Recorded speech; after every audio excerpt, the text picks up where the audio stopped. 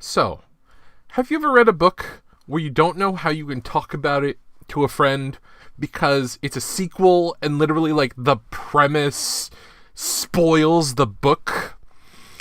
Yeah, okay. So, Network Effect, the novel that is roughly as big as all the other previous Murderbots combined. It also happens to combine all the previous Murderbots. What the fuck, Martha Wells? How do I talk about this? The main driving force is a mystery of what the fuck is going on. I guess I can give a brief description. This is a story about Murderbot's previous connections and relationships in the other books, all combining together, and someone from his past forcing him kind of into a situation where he's forced to resolve mysteries that involve a lot of the world building from the former book. It feels more mystery and relationship, and the end of the book definitely feels more relationship than any of the other former books, which are all more about identity, I would say, as well as about, being cool, to me, Murderbot feels like someone eating potato chips in, like, a Hawaiian shirt on a battlefield. And most people get the humor of, like, Bender-style humor from Murderbot. For me, it feels like a Vietnam veteran from Apocalypse Now who is just kind of, like, shooting the shit while they're fighting. It's a weird feeling. I'm not sure if anyone else feels that way about Murderbot. But they really still sell that in this book. I love the episodic nature of the former novels. And I was paying attention to this one to see if it felt like the short stories should have been separated or not.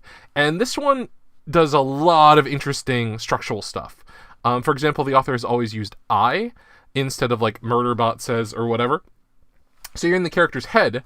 However, there are perspective shifts within this book. So the I suddenly could mean multiple things because there are also people who are doing different things in different locations. There's also jumps to a non-linear storytelling where you're jumping into the past some instances, into the future some other instances. And having the I pronoun actually adds to the sense of mystery and confusion, which emphasizes the through line of the entire book of what the fuck is going on. And that, I think, is actually very well done. The book does sag in the middle a little for me. Giving as little spoilers away as possible, it's between the moment when they take control of a ship and when they go planetside.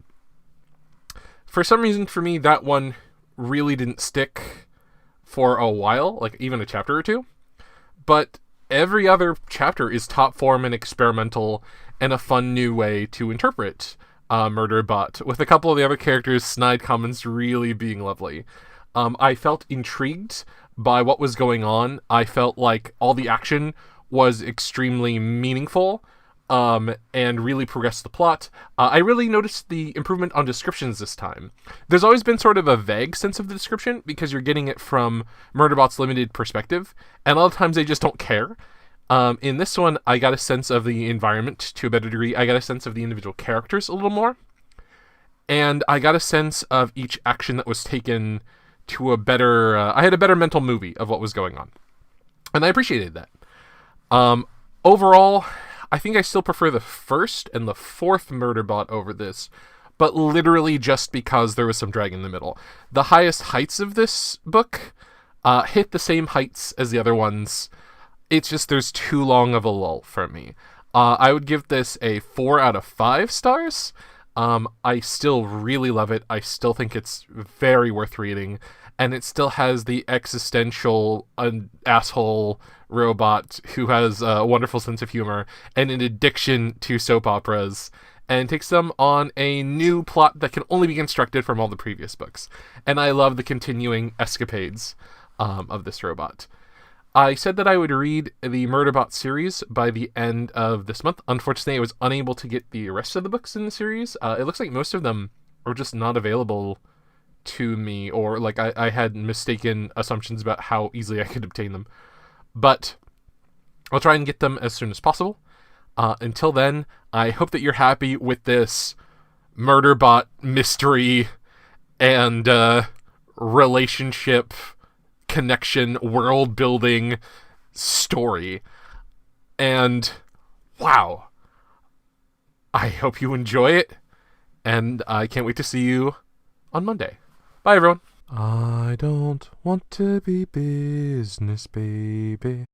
I just want some peace of mind. I don't want to work hard for a maybe.